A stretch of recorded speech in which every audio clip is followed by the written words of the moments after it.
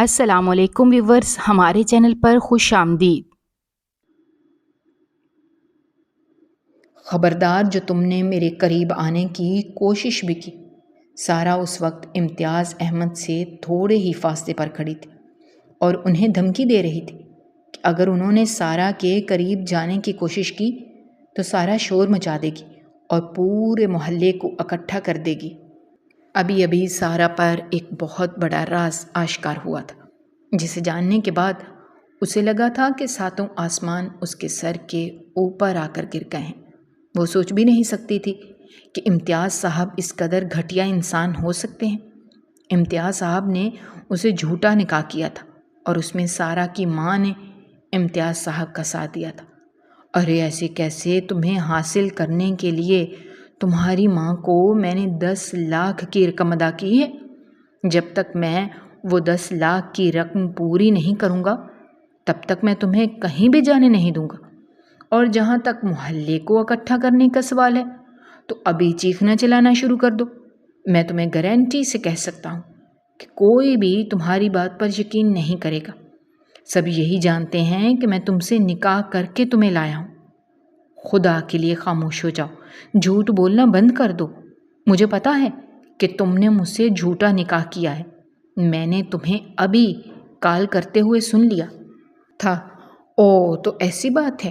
इम्तियाज़ साहब ने अपने चेहरे पर बेचारगी सजा ली, लेकिन उनकी आंखों में अभी भी शैतानी चमक रही थी। फिर वो मुस्कुराने लगे और सारा को कहने लगे, ये तो सिर्फ तुम्हें, मुझे और तुम्हारी माँ को पता है। इसके अलावा ये बात किसी को भी नहीं पता। क्या तुम्हें लगता है कि तुम्हारा बाप तुम पर यकीन करेगा? नहीं, बिल्कुल भी नहीं। बल्कि वो तुमसे और ज़्यादा नफ़रत करने लगेगा, क्योंकि तुम उसके पास वापस जाकर उसकी इज़्ज़त को ख़तरे में डालोगी। चलो फ़र्ज़ करो तुम्हें अभी अपने बाप के पास चली जाती हो और उसे कहती हो कि मैंने तुमसे झूठा निकाह किया है, तो क्या वो तुम्हें अपने पास रखने के लिए राज़ी हो जाएगा? हरगिज़ भी नहीं। वो तुम्हें अपने घर से धक्के देकर निकाल देगा। तुम्हारे पास इस घर के अलावा और दूसरा कोई ठिकाना मौजूद नहीं है। इसलिए बेहतर यही है कि खामोशी से मेरे पास आ जाओ और जो मैं कह रहा हूँ वो सब मान लो। मैं मर जाऊंगी लेकिन तुम्हारी बात कभी भी नहीं मानूंगी, सारा ने चीखते हुए कहा। बात तो तुम्हें मेरी हर हाल में माननी ही पड़ेगी, क्योंकि तुम्हें मैंने ख़रीदा है। मैं तुम्हारी पुलिस में शिकायत लगा दूंगी। इससे पहले कि वो मज़ीद कुछ कहती, इम्तियाज़ साहब ने जल्दी से उसकी बाजू पकड़ ली। सारा को अंदाज़ा भी नहीं हुआ था कि वो आहिस्ता आहिस्ता चलता उसके करीब चला गया था। वो सारा को पकड़ कर घसीटने लगा और कमरे में ले जाने लगा। सारा अपने आप को छुड़वाने की कोशिशों में हलकान हो रही थी, लेकिन इम्तियाज़ साहब उसकी गिरफ्त नहीं छोड़ रहे थे। एक तो तुम ढीठ बहुत हो, लेकिन तुम्हें ये भी मैं बहुत अच्छे तरीके से बता देना चाहता हूँ कि तुम्हारी इस ढीठपन का कोई भी फ़ायदा नहीं है। इससे पहले कि वो उसे कमरे के अंदर धक्का देते, अचानक ही उनका मोबाइल बजने लगा। उन्होंने देखा तो कोठे की मालकन का नंबर था। उन्होंने जल्दी से कॉल उठा ली और नहायत एहतराम से कहने लगे, अरे मालकिन साहिबा, आप मुझे बताएं आपका क्या हाल है और इस नाचीज़ को कैसे याद कर लिया? मैं आपकी कैसे मदद कर सकता हूँ? इम्तियाज़ साहब का लहजा फ़ौरन ही शीरीं हो गया था। इम्तियाज़ साहब, आपको याद होगा कि आपने कुछ अर्सा पहले ही मुझे एक लड़की के बारे में बताया था कि आपको एक बहुत ही हसीन लड़की मिली है और आप उसे कोठे पर बेचना चाहते हैं। शाज़िया बेगम की बात सुनकर इम्तियाज़ साहब ने एक नज़र सारा की तरफ देखा। सारा ही वही लड़की थी जिसे वो कोठे पर बेचना चाहते थे, लेकिन ये उस वक्त की बात थी जब उनके घर के हालात ठीक नहीं थे और वो किसी तरह से अमीर होना चाहते थे। मगर बाद में उन्होंने गैर कानूनी सरगर्मियों में हिस्सा लेना शुरू कर दिया। दौलत तो उनके पास आ ही गई। अब वो एक खूबसूरत बीवी चाहते थे। वो जानते थे कि सारा की माँ बहुत ही लालची औरत है। सारा की माँ आसानी से अपनी बेटी का हाथ उन्हें दे देगी। बेगम साहिबा, वो बात तो मैंने आपसे 1 साल पहले की थी, उससे पहले कि इम्तियाज़ साहब मज़ीद कुछ कहते। شازیہ بیگم کہنے لگیں کہ پورا 1 کروڑ تمہیں دوں گی، اور اس کے علاوہ تمہیں جو بھی لڑکی پسند آئے گی وہ لڑکی میں تمہارے حوالے کر دوں گی۔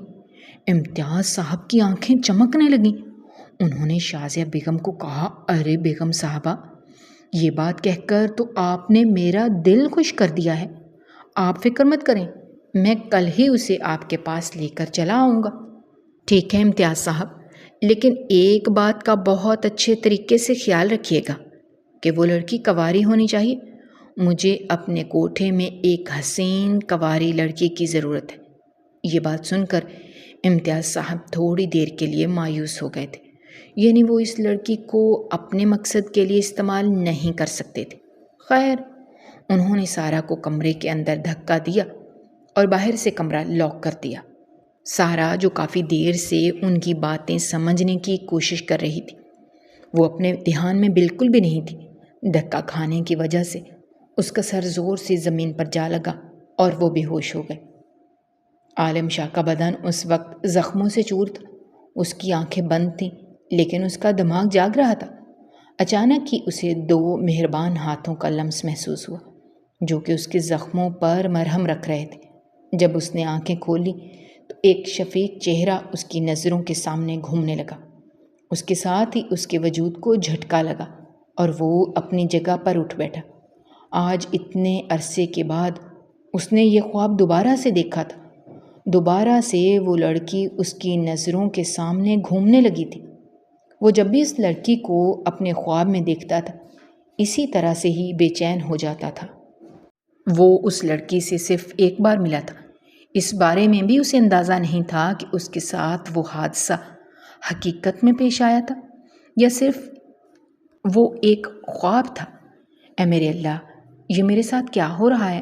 اس نے اپنا سر دونوں ہاتھوں میں گرا دیا اور زور زور سے اپنے بال کھینچنے لگا۔ یہ لڑکی مجھے ہمیشہ کیوں دکھائی دیتی ہے؟ آخر اس لڑکی کا میرے ساتھ کیا تعلق ہے؟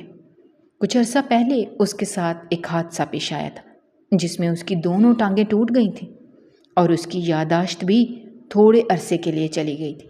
جب بعد میں اس کی یادداشت واپس آئی تو سب سے پہلے اس کی آنکھوں کے سامنے وہی لڑکی گھومی تھی جس نے حادثے کے بعد اس کی مدد کی تھی۔ اس نے اس لڑکی کو ڈھونڈنے کی کوشش کی مگر وہ ڈھونڈ نہیں سکا کیونکہ اس کے پاس لڑکی کی کوئی بھی نشانی موجود نہیں تھی۔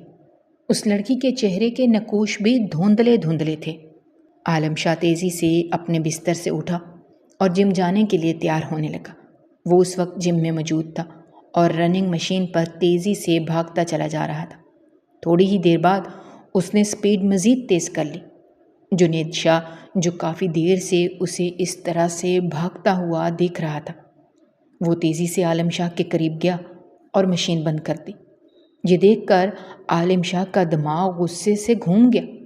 اس نے ایک زوردار گھونسا جنید شاہ کے چہرے پر مارا۔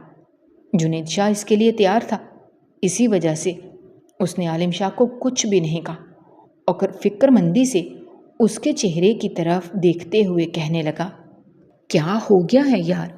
کیا تجھے اپنے اوپر ذرا بھی رحم نہیں آتا؟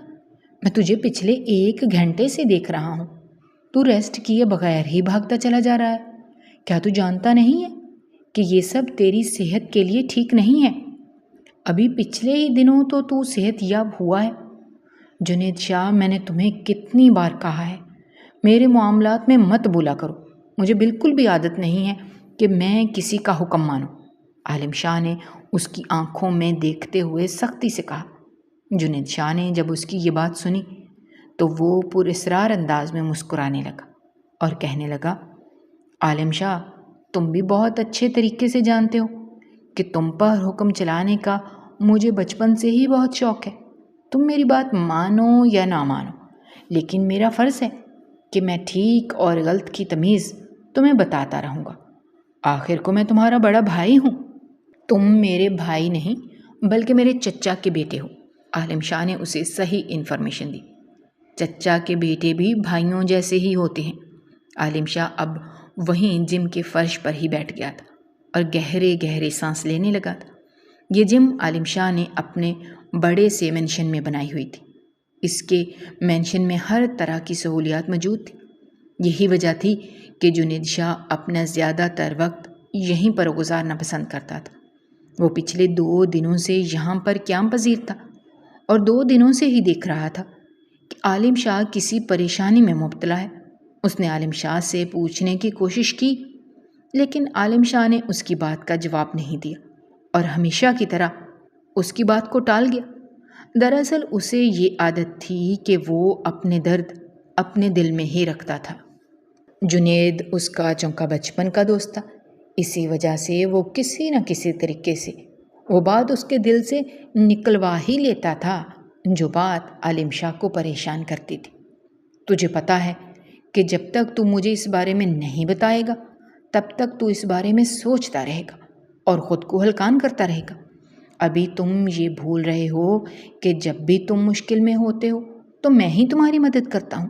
جنید شاہ نے فخر سے اپنے کالر کھڑے کیے اور اپنے کندھے جھاڑے۔ زیادہ شوخا بننے کی ضرورت نہیں ہے۔ اگر تم میرے مسئلے حل نہ بھی کرو تب بھی میں اس قابل ضرور ہوں کہ اپنے مسائل حل کرنے کی ہمت رکھتا ہوں۔ یہ تو میں تمہیں کچھ زیادہ ہی عزت دیتا ہوں، اس کا مطلب یہ نہیں ہے کہ تم میرے سر پر چڑھ کر ناچنا شروع کر دو۔ عالم شاہ اس کی بات کا برا منا گیا تھا۔ عالم شاہ، اگر تم دوسروں کو ان کی کامیابیوں پر کریڈٹ دینا نہیں سیکھو گے تو کبھی بھی کامیاب نہیں ہوگے۔ جنید شاہ نے سنجیدگی سے اس کے چہرے کی طرف دیکھتے ہوئے کہا۔ عالم شاہ اس سے نظریں چرانے لگا اور کہنے لگا، یار میں نے اس انسان کے بارے میں پتہ لگوا لیا ہے۔ یہ کہہ کر اس نے اپنی مٹھی زور سے بھینچ لی۔ اس انسان کو میں نے اپنی بیٹی کے ساتھ کل ہی بازار میں دیکھا تھا۔ میں تمہیں بتا بھی رہا تھا کہ اس کی ایک بیٹی ہے، لیکن تم میری بات پر یقین ہی نہیں کر رہے تھے۔ عالم شاہ کی بات سن کر جنید شاہ کو چند لمحے لگے تھے اس انسان تک پہنچنے میں۔ اس کا منہ حیرت سے کھلے کا کھلا رہ گیا۔ وہ عالم شاہ کو کہنے لگا، تمہیں کسی قسم کی کوئی غلط فہمی ہوئی ہوگی۔ جہاں تک میں نے اس کے بارے میں پتہ لگوایا ہے، اس کی تو کبھی شادی ہی نہیں ہوئی، پھر یہ اولاد کہاں سے آ گئی؟ تم یہ بات بھول رہے ہو جنید شاہ کہ وہ ایک بغیرت انسان ہے۔ یہ بھی تو ہو سکتا ہے کہ اس نے کسی عورت کے ساتھ چکر چلایا ہو، یا یہ بھی تو ہو سکتا ہے کہ اس نے اپنی شادی کو پوشیدہ رکھا ہو۔ خیر جو کچھ بھی ہے، مجھے اس کی بیٹی کے بارے میں پتہ چل گیا ہے۔ اب میں بہت جلد اس کی بیٹی کے ساتھ ویسا ہی سلوک کروں گا جیسا سلوک اس نے میری ماں کے ساتھ کیا تھا۔ یہ کہہ کر وہ خاموش ہو گیا اور آنکھیں موند کر کے جم کے فرش پر ہی لیٹ گیا، جو اس بات کا ثبوت تھا کہ وہ اپنا فیصلہ کر چکا ہے اور اب صرف اور صرف اس پر عمل کرنے کی باری ہے۔ جنید شاہ کو اس کے وجود سے بہت خوف محسوس ہو رہا تھا۔ وہ جانتا تھا کہ عالم شاہ جو بات ایک بار کہہ دیتا ہے وہ پوری کر کے ہی رہتا ہے، اور عالم شاہ کو اپنے ارادے سے پیچھے ہٹانا مشکل ہی نہیں، ناممکن ہے۔ تم دوبارہ سے ایک بار سوچ لو کہ یہ کرنا ٹھیک ہوگا۔ جنید شاہ، ابھی اور اسی وقت یہاں سے چلے جاؤ، عالم شاہ نے غراتے ہوئے کہا۔ اس کے لہجے میں کسی بھی قسم کا رہنما موجود نہیں تھا۔ جنید شاہ نہ چاہتے ہوئے بھی اٹھا اور خاموشی سے جم سے باہر نکل گیا۔ پتہ نہیں یہ انسان خود کو سمجھتا کیا ہے، جب دل چاہتا ہے مجھے بلا لیتا ہے اور اپنا دل ہلکا کر لیتا ہے، جب دل چاہتا ہے مجھے ذلیل کر کے اپنی جم سے باہر نکال دیتا ہے۔ اگر اسی طرح سے چلتا رہا تو میں نے اس کے ساتھ نہیں رہنا، میں نے اس کے ساتھ دوستی ہی توڑ دینی ہے۔ جنید شاہ دوبارہ بچوں کی طرح جذباتی ہو گیا تھا۔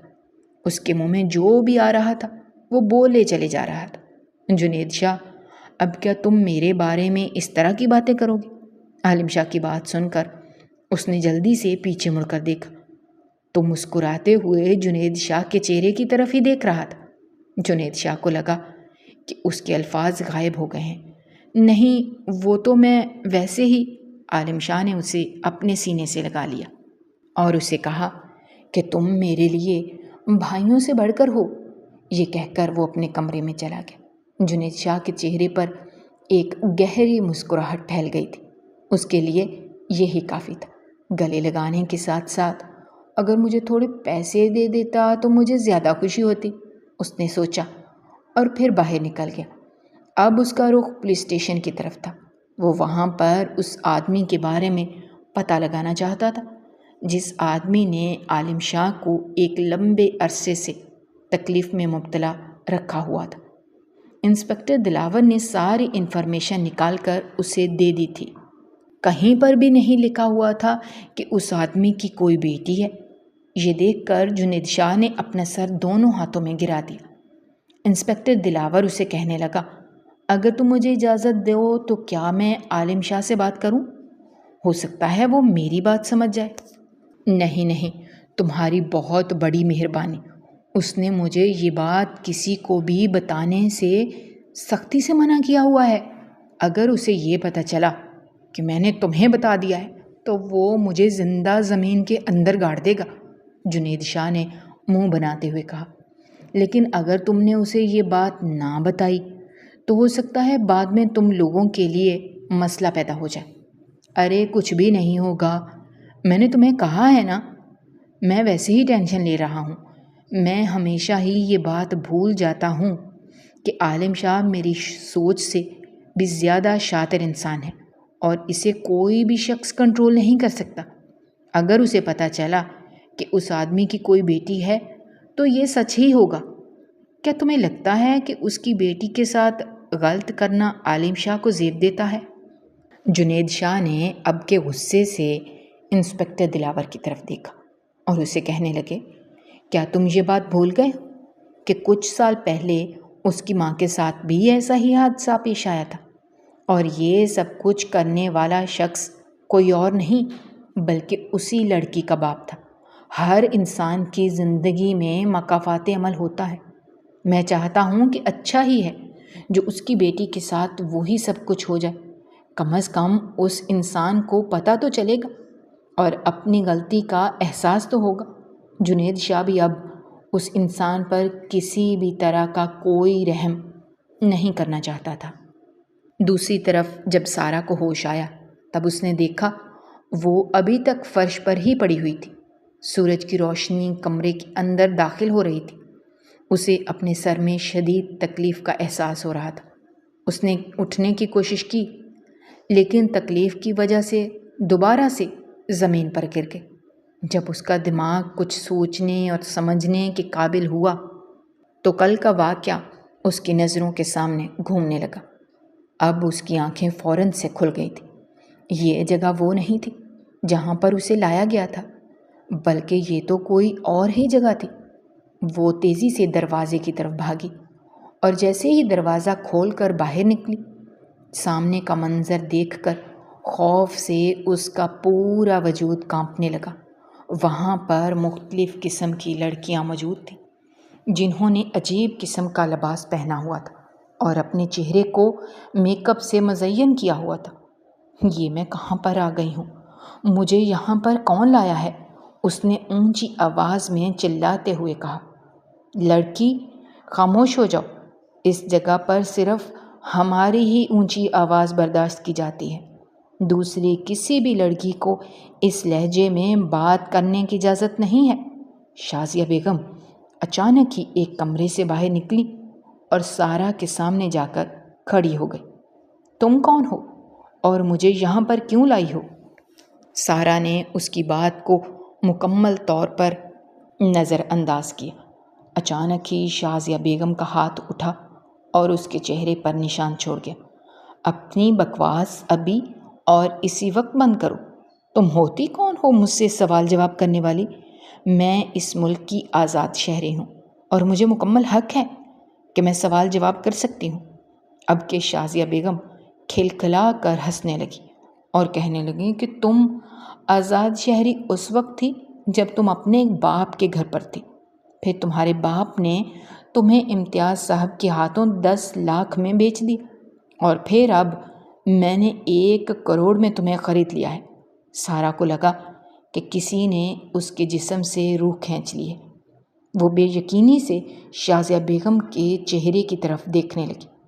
شازیہ بیگم نے اس کے چہرے پر پیار سے ہاتھ پھیرا اور اسے کہا، نہیں میری جان، میرے ہوتے ہوئے تمہیں پریشان ہونے کی ضرورت نہیں ہے۔ میں تم سے وعدہ کرتی ہوں تمہارا سودا بہت ہی اچھے لوگوں کے ساتھ طے کروں گی، وہ تمہیں تنگ نہیں کریں گے اور نہ ہی مجھے مایوس کریں گے۔ وہ وہاں سے جانے ہی لگی تھی کہ سارا اس عورت کے قدموں میں بیٹھ گئی۔ ابھی تھوڑی دیر پہلے وہ اس عورت کی آنکھوں میں آنکھیں ڈال کر بات کر رہی تھی، مگر اب اسے لگ رہا تھا کہ اس کا سارا غرور مٹی میں مل گیا ہے۔ خدا کے لیے مجھے چھوڑ دیں، خدا کے لیے مجھے جانے دیں، میں یہ کام نہیں کر سکتی، میرے لیے یہ ممکن نہیں ہے۔ شازیہ بیگم بھی گھٹنوں کے بل اس کے سامنے ہی بیٹھ گئیں اور اسے کہنے لگیں، دیکھو، مجھے پتا ہے کہ تمہارے لیے یہ سب کچھ نیا ہوگا اور تمہیں سیکھنے میں بھی مشکل ہوگی، مگر تمہیں دیکھ کر مجھے اندازہ ہو رہا ہے کہ تم بہت ہی قابل بچی ہو اور بہت جلد سیکھ جاؤ گی۔ مجھے یہ سب کچھ سیکھنا ہی نہیں ہے۔ شازیہ بیگم نے اس کی بات کو مکمل طور پر نظر انداز کیا اور گل کی طرف دیکھتے ہوئے کہنے لگیں، اسے جلدی سے ایک کمرے میں لے کر جاؤ، اب مجھے اس کی چیخوں کی آواز سنائی نہ دے۔ اگر اس نے زیادہ واویلا مچانے کی کوشش کی تو اسے مشکور کے حوالے کر دینا۔ اس کے ساتھ ہی شازیہ بیگم نے سارا سے کہا، وہ سامنے تمہیں چوکیدار کھڑا نظر آ رہا ہے؟ شازیہ نے جب نظر اٹھا کر دیکھا تو سامنے ایک کالا بھدے رنگ کا شخص کھڑا تھا۔ تمہیں پتہ ہے کہ یہ شخص ہم نے کس لیے رکھا ہوا ہے؟ سارا نے خوف سے نفی میں سر ہلا دیا۔ شازیہ بیگم ہنسنے لگی اور کہنے لگی، یہ شخص ہم نے اس لیے رکھا ہوا ہے تاکہ یہ تم جیسی لڑکیوں کو لائن پر لا سکے۔ اب اگر تم نے میری کسی بھی شاگرد کو تنگ کیا تو میں تمہیں اس شخص کے حوالے کر دوں گی۔ اس کے بعد تمہارے ساتھ جو کچھ بھی ہوگا اس کی ذمہ دار صرف اور صرف تم ہی ہوگی۔ میں تمہیں کب سے پیار سے سمجھا رہی ہوں، لیکن تم میری بات ہی نہیں سن رہی۔ اب میں پیار کی زبان بالکل بھی نہیں بولوں گی۔ یہ کہہ کر شازیہ بیگم وہاں سے چلی گئی۔ گل نے اس کا ہاتھ پکڑا اور اسے کھینچتے ہوئے کمرے میں لے گئی۔ اس سے پہلے کہ وہ دوبارہ سے باہر بھاگنے کی کوشش کرتی، گل نے اسے دونوں بازوؤں سے پکڑ لیا اور اس کو غصے سے کہنے لگی، تم پاگل تو نہیں ہو گئے؟ جب تمہیں پتہ ہے کہ تم یہاں سے نہیں نکل سکتی تو واویلا مچانے کا کیا فائدہ؟ کیا میں احتجاج بھی نہیں کر سکتی؟ گل نے تیزی سے نفی میں سر ہلایا اور کہا کہ تم کچھ بھی نہیں کر سکتی۔ تمہاری رقم انہوں نے ادا کر دی ہے اور اب وہ تم سے اپنے پیسے پورے کریں گی۔ نہیں، ایسا نہیں ہو سکتا، ایسا ہو چکا ہے سارا، اب تمہیں وہی سب کچھ کرنا ہوگا جس کے لیے تمہیں شازیہ بیگم حکم دیں گے۔ گل نے اپنا سر جھکا لیا اور اس کے قریب ہی بیٹھ گئے اور اسے کہنے لگی، میں تمہاری تکلیف کو سمجھ سکتی ہوں، مگر تمہیں اس سے بھی زیادہ تکلیف اس وقت ہوگی جب وہ بھدا انسان تم پر ظلم کرے گا۔ تم نہیں جانتی وہ کس قدر جنگلی مرد ہے۔ گل کی آنکھوں میں آنسو آ گئے اور وہ اسے روتے ہوئے بتانے لگی کہ جب وہ یہاں پر آئی تھی تب وہ بھی اسی طرح سے ہی واویلا مچا رہی تھی۔ اس نے شازیہ بیگم کی دھمکی کو کسی خاطر میں نہیں لیا۔ شازیہ بیگم نے اسے مشکور کے حوالے کر دیا۔ ساری رات وہ یہ دعا کرتی رہی کہ اس کے جسم سے روح جدا ہو جائے، اور پھر نہ جانے کتنے دنوں تک وہ ہوش میں ہی نہیں آ پائی تھی۔ اس کے بعد اس نے توبہ کر لی تھی۔ شازیہ بیگم اسے جو بھی کرنے کے لیے کہتی تھی وہ خاموشی سے کر لیتی تھی۔ یہ کہنے کے بعد وہ پھیکے انداز میں مسکرانے لگی اور بولنے لگی کہ اب تو میری اہمیت ہی ختم ہو گئی ہے، اب تو کوئی میری طرف نظر اٹھا کر دیکھنا بھی پسند نہیں کرتا۔ سارا نے اسے کہا، یہ تو بہت ہی اچھی بات ہے، تمہیں تو شکر ادا کرنا چاہیے کہ تمہاری جان چھوٹ گئی ہے۔ میں اس وقت جس طرح کے ماحول میں زندگی بسر کر رہی ہوں اور جس طرح کی جگہ پر میں رہ رہی ہوں، یہاں پر ان باتوں پر شکر ادا نہیں کیا جاتا، بلکہ یہاں پر غم منایا جاتا ہے۔ تمہیں ابھی ان باتوں کی سمجھ نہیں لگے گی۔ یہ کہہ کر گل اٹھی اور وہاں سے جانے ہی لگی تھی کہ سارا نے اس کا ہاتھ پکڑ لیا اور اسے کہنے لگی، کیا یہ ممکن نہیں ہو سکتا کہ تم مجھے یہاں سے باہر نکال دو؟ آج تو یہ بات اپنے منہ سے نکال دی ہے، لیکن دوبارہ یہ بات اپنے منہ سے نہیں نکالنا، یہاں سے بھاگنے والی لڑکیوں کو بھی زندہ نہیں چھوڑا جاتا، ان کی بھی ایک دردناک موت دی جاتی ہے۔ اب تمہاری قسمت میں یہی سب کچھ لکھا ہوا ہے، اور بہتر ہے کہ اسے قبول کرو۔ یہی سب کے لیے ٹھیک رہے گا۔ نہ تو اپنے لیے مصیبت پیدا کرو اور نہ ہی ہمارے لیے مصیبت بنو۔ عالم شاہ اس وقت بے چینی سے کمرے میں چکر کاٹ رہا تھا اور کال کا انتظار کر رہا۔ تقریباً 15 منٹ گزر چکے تھے، لیکن ابھی تک اسے کوئی کال موصول نہیں ہوئی تھی۔ اس میں آج سے پہلے خود سے کبھی بھی کسی شخص سے رابطہ نہیں کیا تھا، اور نیچ لوگوں سے بات کرتے ہوئے تو ویسے بھی وہ کراہیت محسوس کرتا تھا۔ اچانک ہی اس کا موبائل بجا۔ اس نے پہلی ہی بار میں کال اٹھا لی۔ لگتا ہے کہ آپ نے اپنا موبائل اپنے ہاتھ میں رکھا ہوا تھا اور بے صبری سے ہماری کال کا انتظار کر رہے تھے۔ دوسری طرف سے اسے ایک نسوانی آواز سنائی دی۔ اس کے چہرے کے تاثرات بگڑ گئے۔ مجھ سے فضول بات کرنے کی ضرورت نہیں ہے، کام کی بات کرو۔ ارے آپ دو چھوٹی چھوٹی بات پر ناراض ہو جاتے ہیں۔ ابھی تو آپ کو میرے ساتھ اچھا سلوک کرنا چاہیے اور آپ کو میرا شکر گزار ہونا چاہیے۔ آخر میں نے آپ کا بہت بڑا مسئلہ حل کر دیا ہے۔ میں تمہیں کہہ رہا ہوں کہ سیدھے موضوع پر آؤ، یوں اس طرح سے تمہید مت باندھو۔ مجھے شدید نفرت ہے اور تمہاری آواز تو میں سننا بھی پسند نہیں کرتا۔ اگر میری مجبوری نہ ہوتی تو میں کبھی بھی تم جیسی گھٹیا عورت سے رابطہ نہ کرتا۔ ارے صاحب، آپ جس عورت کو گھٹیا کہہ رہے ہیں، اس عورت کی ایک دنیا دیوانی ہے۔ وہ دنیا بھی گھٹیا ہی ہوگی۔ اب کی بار دوسری طرف گہری خاموشی چھا گئی۔ یقیناً اسے اس قدر عزت افزائی کی بالکل بھی امید نہیں تھی۔ جی، میں نے آپ سے بات کی تھی کہ آپ کے دشمن کی بیٹی مل گئی ہے اور وہ اس وقت میرے پاس ہے۔ اگر آپ کہیں تو میں اسے آپ کے پاس بھجوا دوں گی۔ نہیں، اسے یہاں پر بھیجنے کی کوئی بھی ضرورت نہیں ہے۔ میں نہیں چاہتا کہ وہ اپنے ناپاک قدم میرے گھر میں رکھے اور میرے گھر کو بھی پلید کر دے۔ میں وہیں پر آؤں گا۔ آپ تو کہتے تھے کہ آپ مر جائیں گے، لیکن دوبارہ میرے کوٹھے پر قدم نہیں رکھیں گے۔ لگتا ہے تمہیں پیسے نہیں چاہیے، اور مجھے محسوس ہو رہا ہے کہ تم میرے اثر و رسوخ کو بھی نظر انداز کر رہی ہو۔ کیا تم جانتی نہیں ہو کہ میں تمہیں پیسے دیے بغیر ہی وہ لڑکی تم سے نکلوا سکتا ہوں، اور تم صرف اور صرف مجھے دیکھتی اور ہاتھ ملتی رہ جاؤ گی۔ مگر کیا ہے نا کہ مجھے دھوکہ دینے کی عادت نہیں ہے، اور میں جو ایک بار وعدہ کرتا ہوں تو جب تک اسے پورا نہ کر لوں تب تک میں چین سے نہیں بیٹھتا۔ مگر جب تم جیسے لوگ میرا دماغ خراب کرنے کی کوشش کرتے ہیں تو تمہیں بھی پھر تم جیسے لوگوں کی طرح ہی بے ایمان بن جاتا ہوں۔ شازیہ بیگم کو جلد ہی اپنی غلطی کا احساس ہو گیا۔ وہ جانتی تھی کہ یہ انسان ایک نمبر کا نفسیاتی ہے اور اسے کسی بھی چیز کی امید رکھی جا سکتی ہے۔ انہوں نے عالم شاہ سے معذرت کی اور کہنے لگی، معاف کر دو، غلطی ہو گئی ہے صاحب۔ اب کل ہی یہاں پر آ جائیے، میں وہ لڑکی آپ کے حوالے کر دوں گی۔ کل نہیں، میں آج ہی تمہارے پاس آ رہا ہوں۔ وہ لڑکی میرے لیے تیار رکھنا اور اسے کچھ بھی نہیں بتانا۔ صاحب آپ بالکل بھی پریشان نہ ہو، میں اسے کسی چیز کے بارے میں نہیں بتاؤں گی۔ عالم شاہ اس سے پہلے کال کاٹتا اسے شازیہ بیگم کی بے چینی میں ڈوبی ہوئی آواز سنائی دی۔ عالم صاحب، آپ صرف 5 کروڑ اپنے ساتھ لے کر آ جائیے گا۔ آپ کو تو پتہ ہے میں پیسے کے معاملے میں بہت بھوکی ہوں، اور پیسے کے معاملے میں انتظار کرنا بھی میرے لیے مشکل ہو جاتا ہے۔ ٹھیک ہے، تم فکر مت کرو، 5 کروڑ کی رقم تمہیں مل جائے گی اور کیش میں ملے گی۔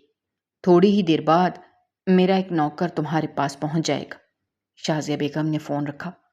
اسی وقت ہی چوکیدار آ گیا اور کہنے لگا کہ آپ سے ایک آدمی ملنے کے لیے آیا ہے۔ شازیہ بیگم کے چہرے پر مسکراہٹ چھا گئی۔ وہ نوکر کمرے کے اندر داخل ہوا اور وہ بیگ خاموشی سے شازیہ بیگم کے حوالے کر دیا۔ شازیہ بیگم کو اب خود پر غصہ آ رہا تھا کہ انہیں کیا ضرورت تھی اتنے کم پیسے کہنے کی۔ اس سے تو اچھا تھا کہ وہ اسے 10 کروڑ یا 15 کروڑ کہتی۔ دراصل ٹھیک کہا جاتا ہے کہ انسان کا لالچ کبھی بھی کم نہیں ہوتا، بلکہ یہ وقت کے ساتھ ساتھ بڑھتا چلا جاتا ہے۔ شازیہ بیگم کا بھی یہی حال تھا۔ وہ پیسوں کو چوم رہی تھی اور اس کے ساتھ ساتھ جھوم بھی رہی تھی۔ اس معمولی سی لڑکی نے انہیں پل بھر میں ہی بہت امیر کر دیا تھا۔ جب انہیں سارا کا خیال آیا تو وہ تیزی سے سارا کے کمرے میں گئی۔ انہوں نے دیکھا کہ سارا اپنے بستر پر الٹی لیٹی ہوئی تھی اور روئے چلے جا رہی تھی۔ لڑکی، اپنے آنسو سنبھال لو، کیونکہ ابھی آگے تم نے بہت رونا ہے۔ آگے بھی یہ آنسو تمہارے کام آئیں گے۔ سارا نے انتہائی نفرت سے اس کے چہرے کی طرف دیکھا اور انہیں کہنے لگی، کیا آپ کی اپنی کوئی بیٹی نہیں ہے؟ شازیہ بیگم کی آنکھوں کے سامنے اپنی بیٹی کا چہرہ گھومنے لگا، جو اس وقت امریکہ میں موجود تھی۔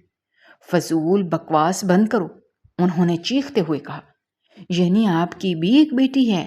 اب کی بار سارا مسکرانے لگی۔ اس نے دونوں ہاتھ بلند کیے اور روتے ہوئے کہنے لگی، انشاءاللہ آپ کی بیٹی کے ساتھ بھی یہی سب کچھ ہوگا۔ آپ کی بیٹی بھی اسی تکلیف سے گزرے گی جس تکلیف سے میں گزر رہی ہوں۔ ذلیل لڑکی، میں تمہیں کیا کہہ رہی ہوں کہ اپنا منہ بند کرو۔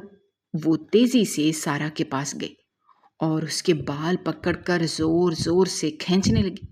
سارا ہنسے چلے جا رہی تھی اور یہی بات کہہ رہی تھی کہ دیکھا، اپنی بیٹی پر بات آئی تو کتنی تکلیف محسوس ہوتی ہے۔ شازیہ بیگم کو جب یہ یاد آیا کہ انہوں نے یہ لڑکی ٹھیک سلامت اس انسان کے حوالے کرنی ہے تو وہ تیزی سے پیچھے ہٹ گئی۔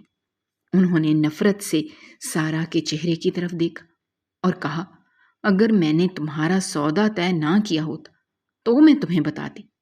سارا کے چہرے پر ایک زخمی سی مسکراہٹ چھا گئی اور وہ اپنے دل میں رب سے فریاد کرتے ہوئے کہنے لگی، اے میرے رب، کیا میں اتنی بری ہوں کہ میرے ساتھ یہ سب کچھ ہو رہا ہے؟ پہلے میری ماں نے میرا سودا کیا، پھر امتیاز نے میرا سودا کیا، اور اب یہ عورت میرا سودا کر رہی ہے۔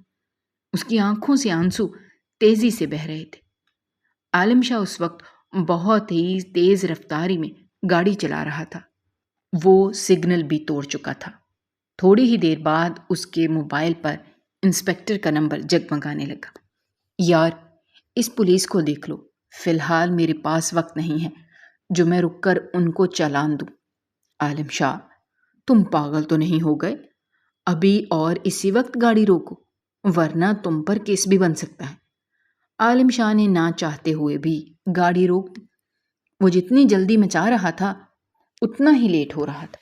پولیس والوں کو چلان دینے کے بعد وہ دوبارہ سے اس کوٹھے کی طرف چل دیا۔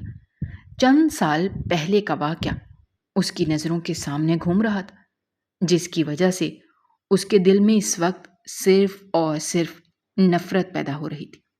اس کا سگا باپ بہت ہی ظالم انسان تھا، جو اس کی ماں پر ظلم کرتا تھا اور اسے بھی ذہنی تکلیف دیتا تھا۔ اس کی ماں اس سب سے بہت تنگ آ گئی تھی۔ عالم شاہ کے ماموں بھی ٹھیک لوگ نہیں تھے، وہ بھی اپنی بہن پر تشدد کرتے تھے۔ اسی وجہ سے کومل بیگم ان کے پاس جاتے ہوئے گھبراتی تھی۔ ایک دن انہوں نے گھر سے بھاگنے کا فیصلہ کیا۔ وہ اپنی دوست کے گھر گئی اور ان کے گھر میں پناہ لے لی۔ چونکہ وہ سلائی کرنا جانتی تھی، اس لیے انہوں نے سوچ رکھا تھا کہ وہ سلائی کر کے اپنا گزارا کیا کریں گے۔ مگر ان کی بدقسمتی، انہیں وہاں پر رہتے ہوئے 1 مہینہ ہی گزرا تھا کہ ان کے گھر میں چور چلے آئے۔ ان میں سے ایک شخص بہت ہی خبیث تھا، جس کا نام امتیاز تھا۔ اس نے جب عالم شاہ کی ماں کو دیکھا تو دیکھتا ہی رہ گیا۔ وہ یہاں پر کسی اور مقصد کے لیے آیا تھا، لیکن اب اس نے اپنا ارادہ تبدیل کر دیا تھا۔ اس نے پھر اس کی ماں کے ساتھ وہ سب کچھ کر دیا جس کے بعد عالم شاہ کی ماں زیادہ عرصے تک زندہ نہ رہ سکی۔ دکھ اور عزت کے لٹ جانے کی تکلیف نے انہیں موت کے گھاٹ اتار دیا۔ اس وقت عالم شاہ کی عمر 11 سال تھی۔ اسے اپنی ماں کی چیخیں بہت اچھی طرح سے یاد تھیں۔ پھر وہ اس گھر میں نہیں رہا، بلکہ اس گھر سے نکل آیا اور سڑکوں پر زندگی گزارنے لگا۔ ایک دن ایک آدمی نے اسے سڑک کنارے بیٹھے ہوئے دیکھا اس آدمی کا نام ارتضیٰ تھا۔ وہ ایک بہت بڑا گنڈا تھا۔ جب اس نے عالم شاہ سے بات کی تو اسے اندازہ ہو گیا کہ یہ لڑکا بہت آگے جائے گا۔ اس نے عالم شاہ کو اپنے ساتھ ہی رکھ لیا۔ وقت جیسے جیسے گزرتا گیا، عالم شاہ ایک کامیاب انسان بنتا چلا گیا۔ پہلے وہ غیر قانونی سرگرمیوں میں ملوث ہوا۔ وہ اتنے پیسے حاصل کرنے میں کامیاب ہو گیا تھا کہ 20 سال کی عمر میں ہی اس نے اپنا بزنس سٹارٹ کر دیا۔ 5 سالوں کی محنت کے بعد وہ ایک بہت بڑی کمپنی کا مالک بن گیا، اور پھر بعد میں اس نے اپنی کمپنی کی برانچ دوسرے ملک میں بھی کھول دی۔ اس سارے عرصے میں وہ صرف ایک کام کر رہا تھا، اور وہ یہ تھا کہ وہ اپنی ماں کے گنہگار کو تلاش کر لے۔ ارتضیٰ صاحب نے اسے اپنا بیٹا بنا کر رکھا ہوا تھا، اور سب سے اس کا تعارف یہی کہہ کر کرواتے تھے کہ یہ میری مرحومہ بیوی کی آخری نشانی ہے۔ حقیقت تو یہ تھی کہ انہوں نے کبھی شادی کی ہی نہیں تھی۔ ارتضیٰ صاحب کے ایک بھائی تھے، لیکن وہ شریف انسان تھے، اور ان کا بیٹا جنید تھا۔ وہ عالم کو بہت زیادہ پسند کرتا تھا۔ بچپن میں اس نے عالم سے دوستی کرنے کی کوشش کی تھی، لیکن عالم نے اسے دوستی کرنے سے صاف انکار کر دیا تھا۔ مگر جیسے جیسے وقت گزرتا گیا، عالم کو احساس ہوتا گیا کہ یہ انسان اس سے بے لوث محبت کرتا ہے، جس کی وجہ سے عالم نے بھی اس کی محبت کا جواب محبت سے دینا شروع کر دیا۔ اب اتنے عرصے کے بعد اسے اپنی ماں کا گنہگار مل گیا تھا۔ نہ صرف وہ بلکہ اس کی بیٹی بھی منظر عام پر آ گئی تھی۔ وہ کوٹھے کے اندر داخل ہوا اور بغیر کوئی بات کیے شازیہ بیگم کو کہنے لگا، مجھے اس لڑکی کے پاس لے کر چلو۔ شازیہ بیگم اسے اس کمرے میں لے کر چلی گئی جہاں پر سارا موجود تھی۔ لائٹ بند تھی۔ تمہیں کیا لگا تھا کہ میں تمہارے باپ امتیاز کو معاف کر دوں گا اور تمہیں بھی چھوڑ دوں گا؟ تمہیں کیا لگا تھا کہ میں کسی کو بھی سزا نہیں دوں گا اور تم لوگوں کو سکون سے زندگی بسر کرنے دوں گا؟ اس نے جب ایک مردانہ آواز سنی تو پریشان ہو گئی۔ یہ باتیں اس کے سر کے اوپر سے گزر رہی تھیں۔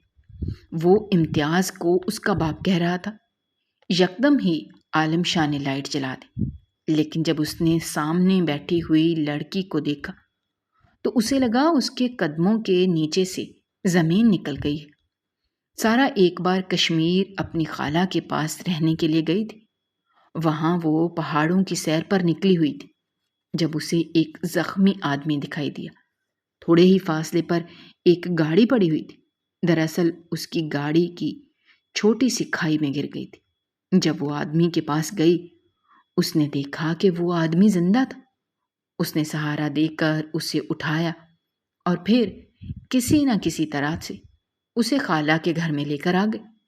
وہ آدمی اثر و رسوخ والا لگتا تھا، اس لیے ایک دن میں ہی اس کے گھر والے اسے ڈھونڈتے ہوئے وہاں پر پہنچ گئے۔ سارا نے اس آدمی کی مرہم پٹی کی تھی اور ابھی اس آدمی کو اپنے سامنے دیکھ کر اسے بہت حیرت ہو رہی تھی۔ یہ تم کیا کہہ رہے ہو؟ میں امتیاز کی بیٹی نہیں ہوں، سارا نے تیزی سے کہا۔ شازیہ بیگم کو لگا کہ وہ عالم کو بے وقوف بنانے میں کامیاب ہو جائیں گی۔ وہ جانتی تھی کہ سارا اسے ضرور کہے گی کہ وہ امتیاز کی بیٹی نہیں ہے، مگر عالم اس کی بات پر یقین نہیں کرے گا۔ وہ انتقام میں اندھا ہو گیا ہے۔